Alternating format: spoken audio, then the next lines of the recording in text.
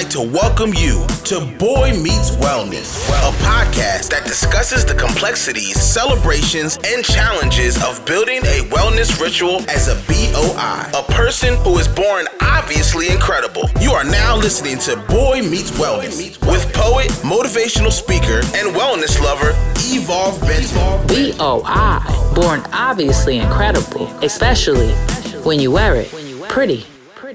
Top of the weekend, BOI Meets Wellness community. I'm excited to hop into today's conversation with Stephanie. Stephanie's a board-certified nurse practitioner residing in Northern Virginia. She currently serves as Director of Medical Services at Inova Health, specializing in regenerative medicine, spine, and orthopedics. She originally attended Bethune Cookman University in Daytona Beach, where she received her Bachelor of Science in nursing.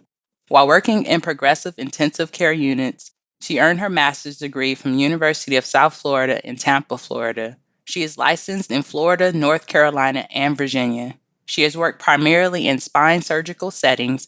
However, she has trained and worked in the field of aesthetics. In addition, she is a certified trainer by the National Academy of Sports Medicine. Before we jump into today's interview, I want to explore our wellness tip of the week with you. The wellness tip of the week is to get your thank you cards ready. Last year, my amazing tax accountant, Amber, sent out thank you cards to all her clients, and that's where I got this idea. I know this year has been challenging for many folks. However, we figured out ways to make it through, and our support system has really showed up for us. Writing down what you're grateful for is hella powerful, but sending that gratitude out into the world can create even more amazing vibrations. So I ask you to send thank you notes to people in your life that you've counted on the last few months. It can be physical cards or e-cards. Make a list of 1 to 20 people who have supported you in the last few months and thank them. Gratitude is the attitude for eternal, internal, and external success. Today's episode is brought to you by Mar Media Productions. Mar Media is a media production company that produces, publishes, and uplifts the stories, art, and journeys of queer and trans people of color and the people who make our lives incredible. If you have a story to tell and want to learn how to get paid for it, join me for my Speaking for Profit Masterclass. I'll be sharing the formula I used to secure over $25,000 in contracts in the last 8 weeks. Just head over to evolvebenton.com and click Speak for Profit. Now for our episode with Stephanie. Hello, welcome world. Welcome to BOI Meets Wellness. Pumped up and excited about today's interview. Stephanie, welcome to the BOI Meets Wellness community. Can you just provide us your full name, what pronouns you use, and what brings you joy? Hello. Thank you so much, Evolve, again, for inviting me to do this podcast with you. My name is Stephanie Clovinson. The pronoun I go by is she. What brings me absolute joy is spending time with my son, Miles. He is literally the light of my life. That is beautiful, beautiful. We're gonna get into some questions about that because I've seen some of your videos with him, and he seems to be a character. I'm so happy that you have brought him, to this planet because I feel like he's gonna bring us some amazing energy and some creativity, right? Like, which is really what we need right now. So tell the audience just a little bit about like where did you grow up? And on BOI Meets Wellness, we talk a lot about like money mindset and motivation. Mm-hmm. So I really want to tap in early into like your abundance style and your relationship to money. So where did you grow up and what is like your nuclear family's relationship with money? Like, are folks wealthy? Did y'all talk about it a lot in the household? Was you just like, what's your experience? Okay, so first and foremost, I grew up in the foster care system. I didn't get adopted until I was early teen. So I was exposed to living in poor conditions. I was exposed to living in high class positions. High class situations where my foster parents at the time were extremely rich. I've gone to private school, I've gone to public school, I've gone to charter school. I've been exposed to so many different types of lifestyle on a financial, like when you talk about finances. At the current moment, my family and I do not really communicate with each other. We don't really talk because of various reasons. But as far as the family that I've created outside of them with my wife and my son, money is it's one of the driving forces of why we do what we do. Just because we want to create, quote unquote, what everyone calls generational wealth. I want to create an environment in a world that Miles or either other children that we decide to have after him really don't have to not necessarily work for anything, but they understand the value of money. They understand how money works, and they wonder how they know, they just understand how money works. I think it's important to not only children to start them at a young age, because I didn't have that experience. I didn't really learn about money until I fell on my face so many times, like as a young adult trying to survive, young college students trying to struggling. I didn't really understand the value of money. It was, hey, I got a paycheck, I have to pay bills. Let me see what I got to do. If there's at one time I was taking out payday loans every single payday because I didn't know how to budget my money correctly. And I was literally living from paycheck to paycheck and then some, like squeezing the dollar to the dime. I was working 2 to 3 jobs. And honestly, it wasn't until I was in my late 20s, because right now I'm 35. It wasn't until I was in my late 20s that I realized that I didn't know crap about money. I didn't know crap about how to save, how to invest, how to just function as a young, person approaching 30 years old. And I felt so behind. So I took the time out to educate myself. I went to a couple classes. I spent so much time on YouTube, because I guess people don't realize how much free information is out there. And when I say free information, I mean literally sit down, get on YouTube, and there's videos about teaching you how to create a savings account, be creating a high yield savings account, and trading stocks, and how to save money for your son. You're pretty much building his credit and he can barely walk. Like, there's just so much free information out there that you literally just have to take the time to educate yourself. Because one thing that I've learned about not having a strong family background is that no one's just going to show you or teach you stuff. You have to go out there and get it. So, and that same thing applies to information. There's so much free information out there. You literally just have to want it for yourself. Thank you so much for your transparency there. I always ask this question because I think that people assume often when they see people at their high, right, that that they always had access to the information, right? Like people can see your image on Instagram, and because you're exhibiting abundance, which has not a lot to do with money, right? People assume that you probably always had that relationship. So I think it's so cool that you educated yourself, you're bringing your son into the fold, and you're really willing to challenge yourself around those conversations. There's some, like you said, some cool folks on YouTube, and there's also just like amazing resources in general, like everywhere. Like you go on Facebook, people always giving a post about how you can make a little bit of extra money. Yes. It's there. We're in the informational age. So can you tell folks a little bit about like the folks who make your life incredible? Like if you had a gratitude list, right? And they were like, give us top 3 people, keep you going, right? Because you said like you make the money, you do the work to be able to support. Who are those like top 3 people to make your life incredible? Oh gosh. Let's see. First and foremost, I would have to say, I would definitely have to say my wife. She has literally been there, because we've been together 12 years and we've been married for 5. So we met each other when we were in our 20s, our mid 20s. So we met each other at that life where you think you know everything about life, but you really don't know crap. So you're literally transitioning and growing together.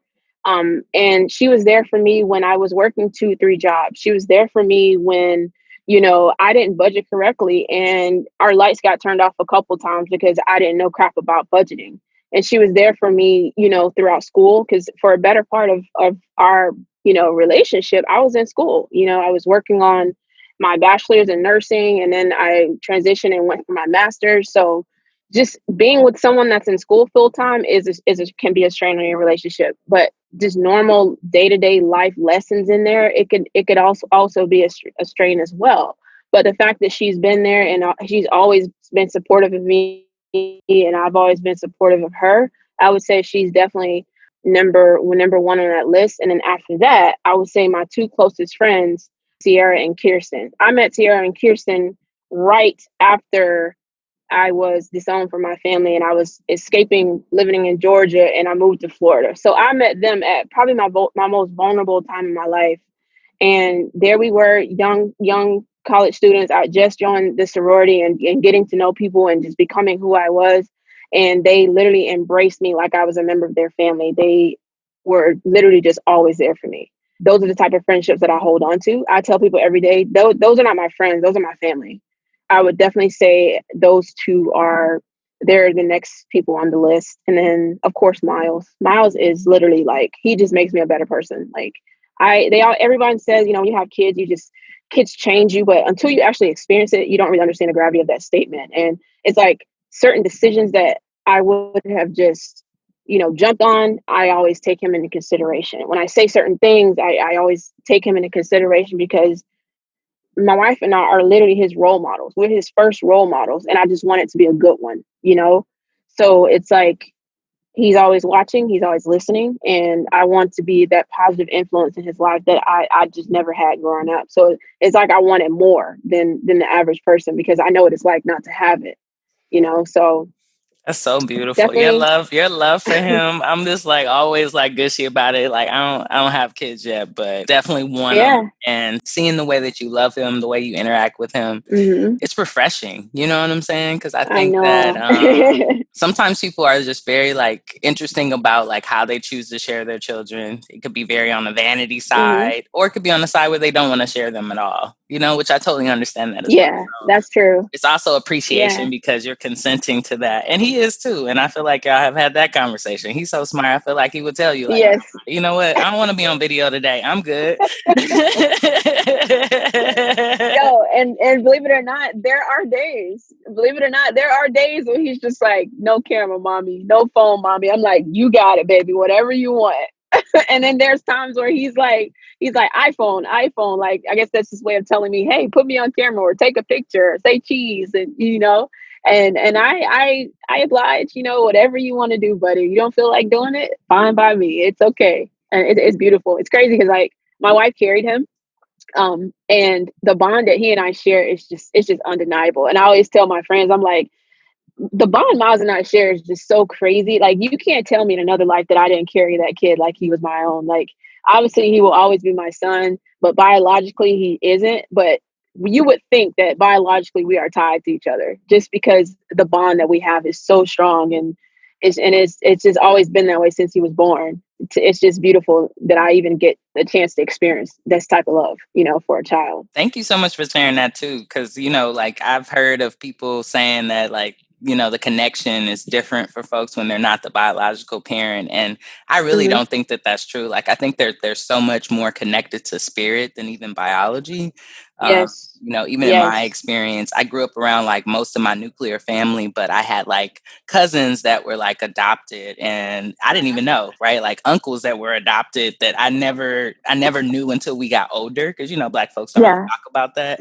But I never felt like they were. To me, my cousin looks just like my uncle. Like, you know what I mean? Like it doesn't resonate with me that they're not just as connected. And that's because spirit is really what connects us, and that energy that we have with one another, and how we build relationships. So how is COVID-19 treating you? Like, I know that's so true. Gosh, that is so true. So how is COVID-19 treating y'all right now? Like, how is Miles? How is he dealing with it? Like, I know this has to be a lot to have a kid at home and all that's going on with COVID and shelter in place here, and then don't shelter in place there. How are y'all dealing with all that? It hit. We literally had just moved Reston, and I took a job with Google, and we at the time were in temporary housing. So we literally had about 3 or 4 months to find permanent housing. So I obviously wasn't working because I took off a year to kind of stay at home with Miles because my wife was climbing the corporate ladder, and she took a position in Asheville. So we left Florida and moved to Asheville, which is in North Carolina. So for about a year, I was pretty much a stay-at-home mom with him. And at this time, Miles was like a little over a year. When we moved to Virginia, I was in the process of, getting back to work because we figured this is going to be a stable place for us. We're going to be here a little bit longer. So, start the process all over again. Me looking for work, putting Miles in daycare, school, and then, go from there. So once COVID hit, we literally had signed on our house. We literally bought our house, and we were actually moving into our temporary home. And at that time, right before that, I accepted a position at the job that I currently work at. So for COVID hasn't really been, for me, it hasn't really been that much of a struggle, just because since COVID started with the whole shutdown and everything, I have been working and I have been having to go into work. Maybe the first 3 weeks of COVID, I was working virtually. So I was working at home. I was seeing patients from a virtual standpoint.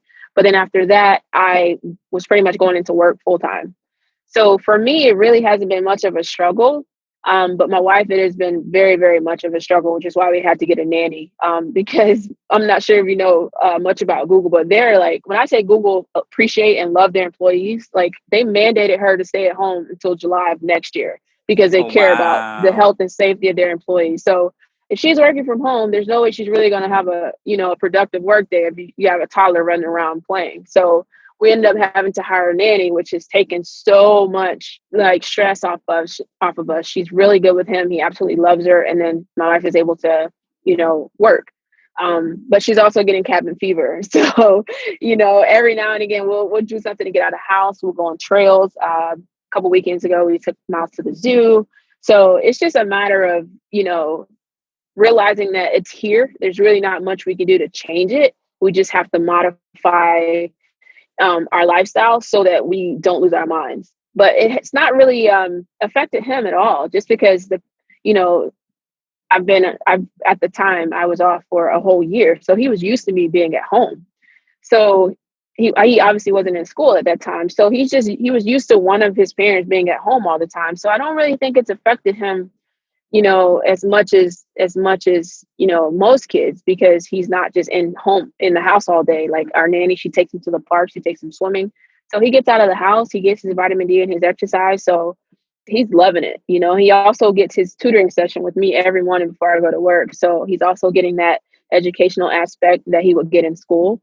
So it's not really much of a struggle. It's just us having to modify and improvise to get things done so that we have some sort of normalcy, because for us this is our new norm until the world opens back up again. Yeah, thank you so much for being one of our essential workers, man. Getting out there. My dad works at a hospital as well. And I'm always just like, I can't believe that there's a whole set of people where things really haven't changed for, Yeah. and that y'all ain't getting hazard pay or anything else. It's just really interesting to me how we're choosing to take care of folks. So I know you're a nurse practitioner. I don't Hmm. really know what that means. I'm gonna be honest with you. So I would love for you to like let the community know what it is you do to serve Hmm. patients, and also like what's the difference between your role and like a physician assistant, Hmm. because I know that that's something that personally I've always Hmm. conflated. Yeah. So a nurse practitioner is so nurse practitioner and PA, which is physician assistant, they consider us a mid-level or mid-level extender, which is, a fancy word for we are the right hand of a MD. And a nurse practitioner is a provider who was a nurse first, whether that be a clinical nurse, case management nurse. But in order to be a nurse practitioner, you need a master's, and in order to have a master's, you need to have a bachelor's. So nurse practitioners have been working in the healthcare field for a long time because you have to be a nurse first. I worked for a nurse for 5.5 years before I decided to go back to school to be a nurse practitioner. In comparison to a physician's assistant, I know a lot of physician assistants do not have a healthcare background. They either have a background in business or something else, and they just decided to switch careers. And you don't need necessarily a healthcare background to be a physician's assistant. You literally can enroll for classes and start the curriculum. The prerequisite for a nurse practitioner is to be a nurse first. You have to have an RN license first before you can be a nurse practitioner. So now, the nurse practitioner role is fairly, I would say, new role in comparison to a PA. PAs have been around forever. Nurse practitioner has probably been around for 10, 15, 17 years, somewhere in there. And we have just gotten to a point where we have more autonomy. We have more freedom as in terms of what we can do. And so in some states, since I was, a nurse, a PA can open up their own practice. Most states are just starting to come around. They're just starting to come around with nurse practitioners and allowing nurse practitioners to open up their own practice. And for instance, in Florida, unless you've been a nurse practitioner for 10, 15 years, it's gonna be really hard to open up your own practice. In Virginia, I have to have been a nurse practitioner for 5 consecutive years before I can open my own practice. But when you go somewhere like Maine or New Hampshire, you don't need a whole bunch of experience. You can just, each state is different between like, their requirements and what they allow you what you can and cannot do. So I would say the main difference is PAs has been around a lot longer. To get to PA status, you don't necessarily need a healthcare background. That's the biggest difference that I can think of. And also, there's a lot of differences between what type of specialty you go into. I worked in surgery, and a lot of surgeons, they want a nurse practitioner just because you have that healthcare background. You have that years of experience before you decided to advance in your career. So it's easier to hire a nurse practitioner because they just essentially have been around the block longer. A PA is just as well. Are just as good. It's just they don't necessarily have that healthcare background or have not have had that healthcare background. That's usually the biggest difference. Thank you so much for letting us know the difference of those two roles. I think that they're both very powerful. So what exactly Mm-hmm. what does your day-to-day look like? And what would you say are some of like the celebrations and challenges of the work? Like what led you, into doing it? Did you just wake up one day, I want to be a nurse? What does that look like to be a Mm-hmm. nurse? And then like what days do you go home and be like, yeah, that was amazing? And some days I'm sure are a little bit harder. What made me want to be a nurse was I think I was in middle school and I had this aunt. She got extremely sick. What's going on with her? And like you mentioned, like, oh, your aunt Barbara in the hospital, and she's not doing so good. But they don't really tell you like what's going on with her. So going to the hospital those few times, seeing her, with tubes coming in and out of her, drains coming in and out of her, and I just wanted to know any and everything about it. Like I was so intrigued. Like that was like my first time really seeing someone in a hospital bed and being that sick. So I was literally questioning those nurses, like, what's that? What's that? What's that? What's that? And then that on top of being in a home with, I had 13 other siblings, and me being the natural caregiver whenever people got sick, whenever, my brothers would get a common cold or whenever we got the flu, I was always the one that just took care of everybody. So I had that innate compassion and wanting to help people on top of my curiosity of seeing my aunt in the hospital. I put two and two of those together. And by the time I graduated from high school, I was like, I don't know what it is that I want to do in healthcare, but I don't know what it is that I want to do, but I know it needs to be in healthcare.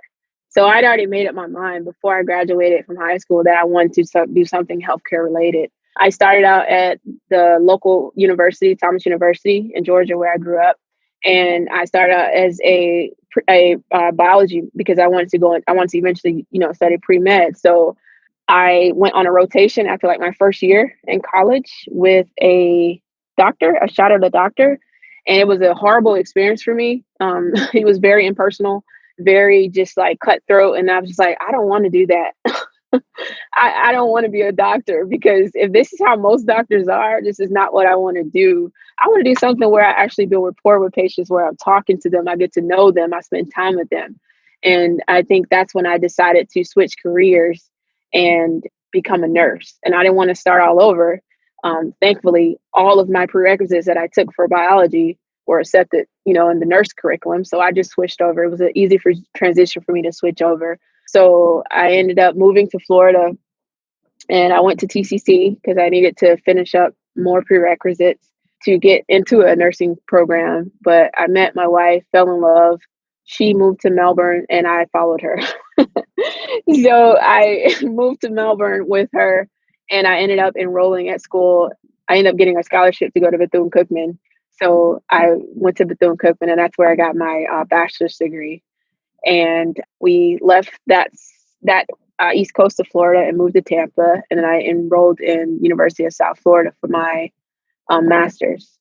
And starting out, once I finished nurse practitioner school, finished taking my boards, I wanted to go into either cardiac or spine. I ended up landing a job in spine. Absolutely loved it. Loved the different aspects of it, seeing patients at clinic and being in the operating room. But after a year and some change, I just felt like maybe this specialty isn't what I want to do anymore, because I'm noticing that patients aren't getting better. They're actually getting addicted to pain medication. And if they came in for one surgery and it failed, they are coming back for another surgery. So it didn't really align with my core values, because my core values is, I wouldn't say I'm like 100% holistic, but I believe in eating the right foods to boost your immune system. I believe in correcting your diet so that you don't have to take diabetes medication. Like, I look at my whole life is centered around a holistic lifestyle and wellness, trying to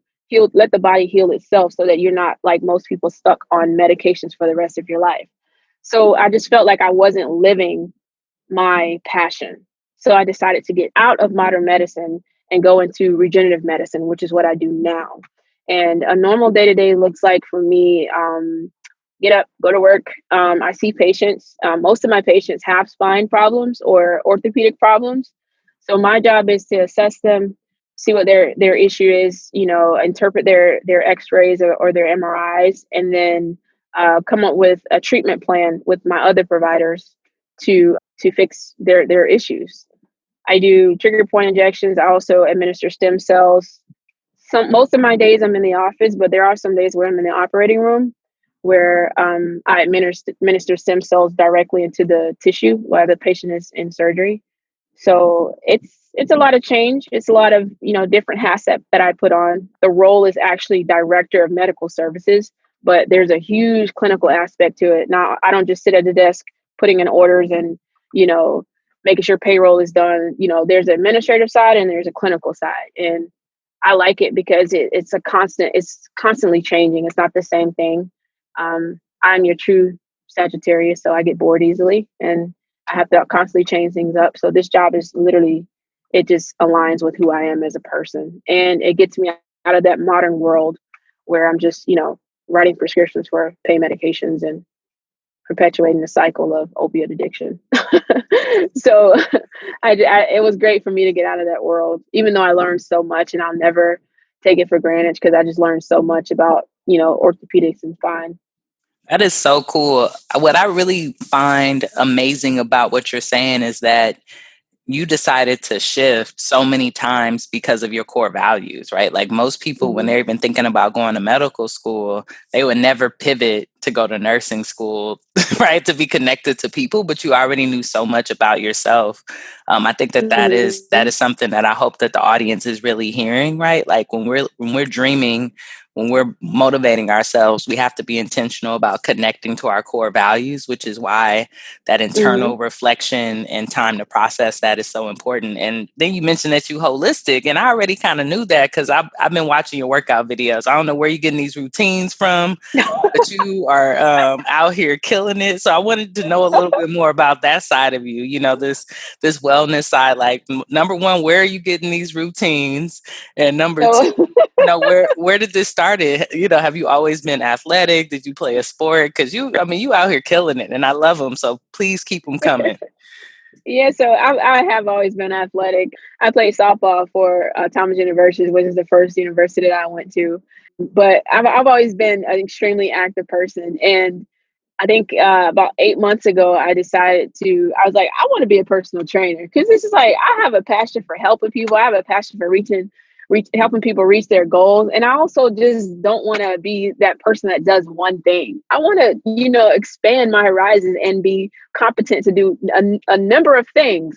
And I'm like, I could totally be a personal trainer just because I know so much about how the body works, but I want to learn more. So I decided to get my personal training certification, which from NASM, which is National Academy of Sports Medicine, which is like the number one personal training company that you could get a personal training certification from. And I thought I knew everything about the body, but getting that certification, I was just like, wow, there's so much that I just didn't know.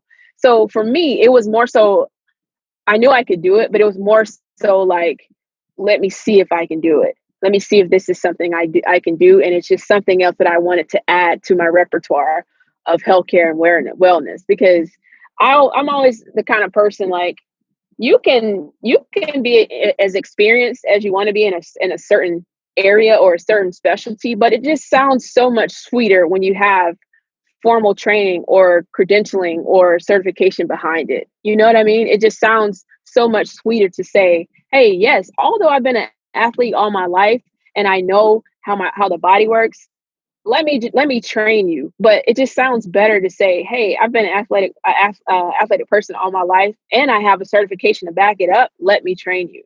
You know what I'm saying? And one thing I noticed about being on Instagram, there's so many trainers out here that, obviously they have their genetics, playing a favor in how they look, and they look absolutely amazing. And they're offering these treatment plans to people, and they don't have a single certification.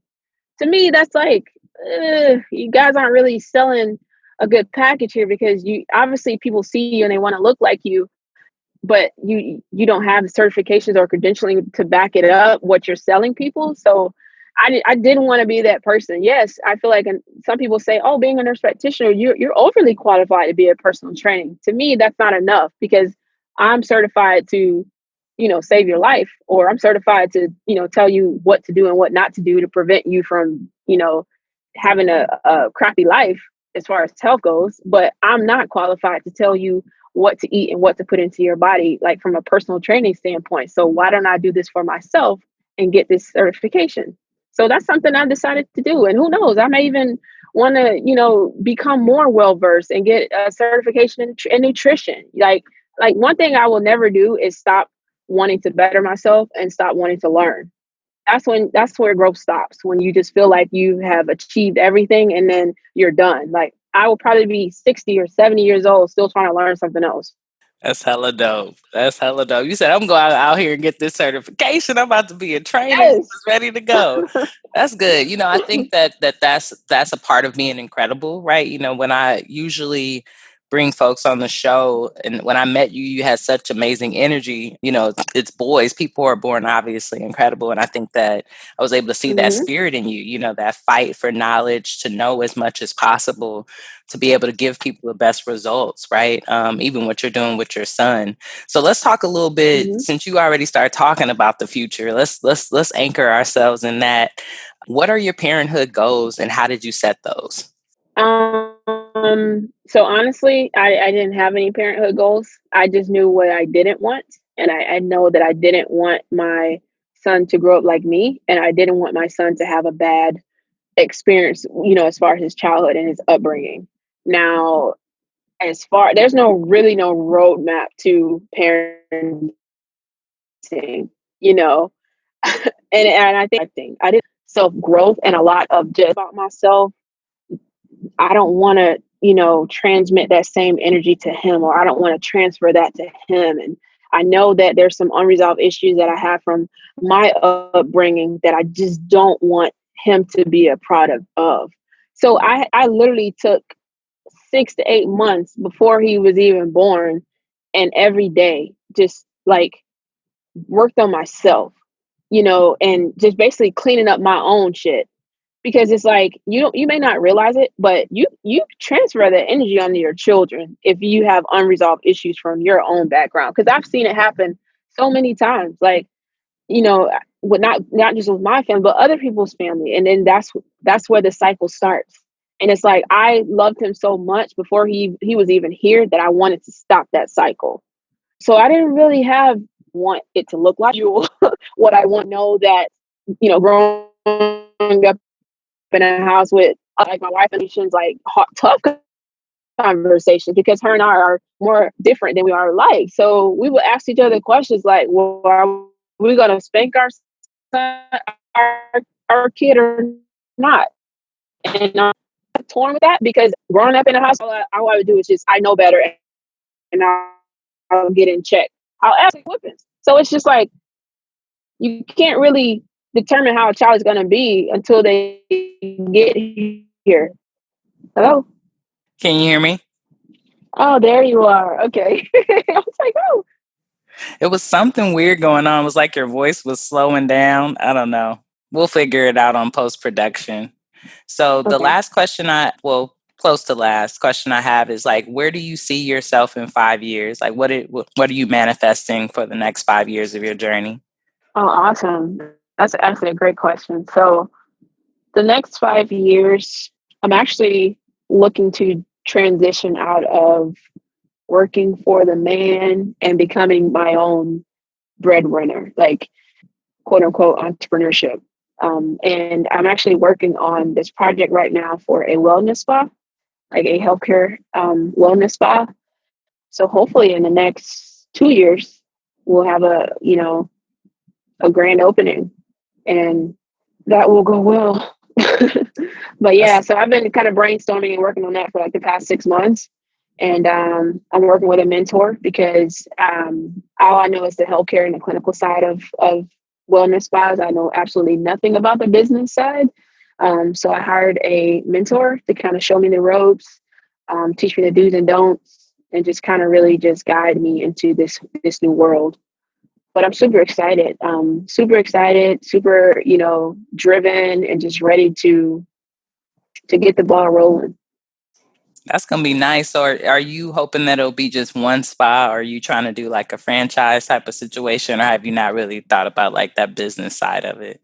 Oh no. So when I say I'm a dreamer, I'm definitely a dreamer. And my goal is so we live in the DMV area. My goal is to have one spa in every state. So one in Virginia, one in DC, one in Maryland. So that's the end goal.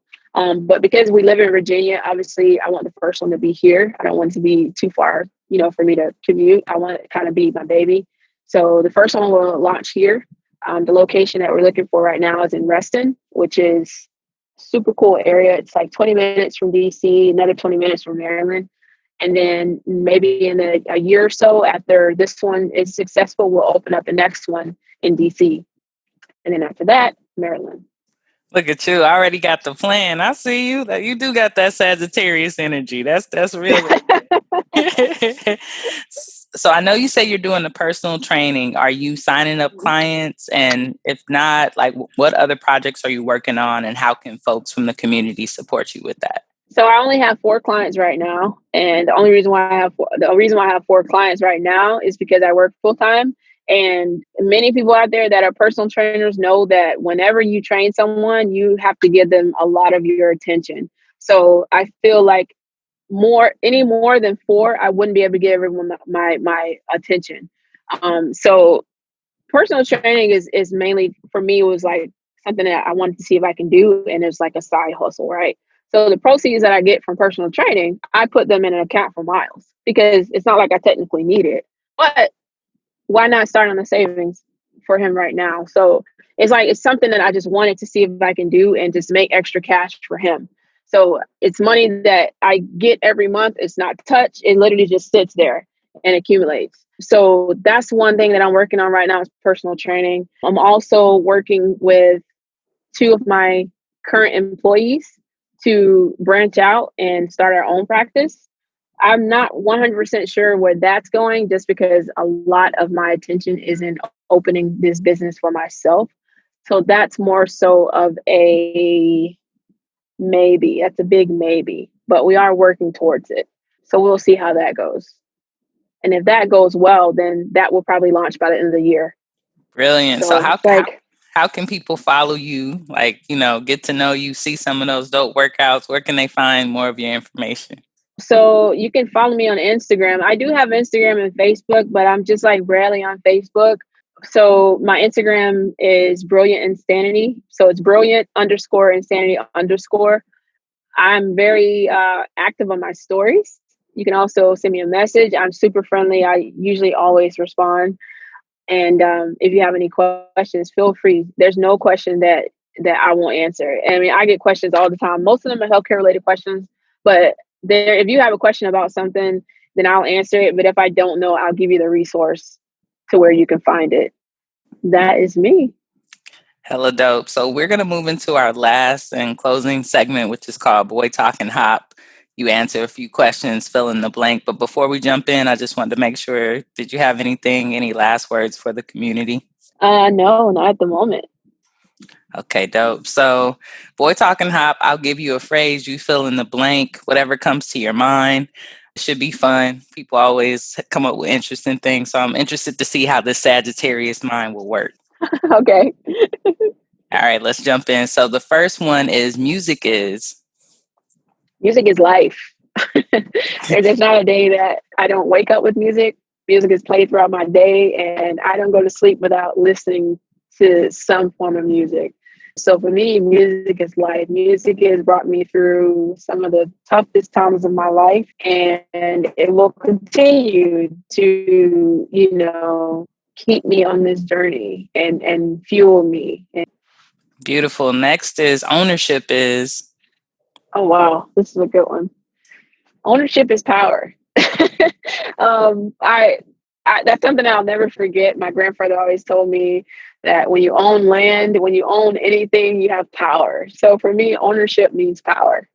If you could speak to anyone, dead or alive, who would it be and what would you do? If I could speak to anyone, it would be my grandmother. My grandmother was the very first person that I told I was gay. And even though her son and my mother didn't agree with it and treated me differently, she never judged me. And it was weird because she was obviously from a much older generation, but I felt so comfortable with her to tell her that, knowing that she wouldn't, look at me a certain type of way. She unfortunately passed shortly after that. So if I could talk to anyone, I would talk to her, most definitely. Love is continuous. Love is unconditional. Love is kind. Love is literally what fuels us, and love will prevail. Wellness is. Oh gosh. Wellness is, this is a good one. There's so many things I could say about wellness. Wellness is within you, and wellness has a lot of different pictures. You can be skinny and unhealthy. You can be overweight and be healthy, so to speak. So wellness can have many different faces. Wellness is not just one, way of life. Wellness is mental. Wellness is spiritual. Wellness is physical. Wellness is multifaceted. My favorite book is. Oh my Lord, To Kill a Mockingbird. That is my favorite book. I hate reading as a child, and that's the first book that I actually read from start to finish.